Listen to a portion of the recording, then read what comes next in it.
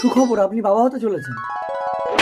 সুমনা, আজ থেকে তুমি কোনো কাজ করবে না, ঘরের সমস্ত কাজ করে দিয়ে আমি অফিসে যাব, আর ভালো ভালো ফল মিষ্টি আনবো, তুমি খাবে। দাদা, কিরে বোন, পেটে বাচ্চা নিয়ে তুই স্বামীর বাড়ি থেকে চলে আসলি কেন? স্বামী আমাকে মেরে ঘর থেকে- ঠিক আছে, তোকে আর যেতে হবে না, তোর বৌদি মা হতে চলেছে, ঘরের কোনো কাজ করতে পারবে না, তুই ঘরের সব কাজ করবি আর তোর বৌদিকে লক্ষ্য রাখবি। আমি অফিসে যাচ্ছি। ঠাকুরজি, আমার পায়খানা জলটা একটু তুলে দাও তো। বোন, ভালো করে ঘর মোছ। আহ, আহ, সুমনা, তোমার কি হলো? তোমার তো সবে 4 মাস। Hello doctor. এর অবস্থা তো বেশি সিরিয়াস। ডাক্তারবাবু, তাড়াতাড়ি আসুন, আমার স্ত্রীকে একটু দেখুন। দাদা, আমার ছেলে হয়েছে। সরি, আপনার স্ত্রীর গর্ভপাত হয়ে গেছে, আর জ্ঞান ফিরে যদি বাচ্চা না পায় তাহলে কিন্তু কোমায় চলে যেতে পারে। দাদা, বোন, তোর বাচ্চাটা দিবি? বোন, তোর পায়ে পড়ছি, তুই আমার বউকে বাঁচা।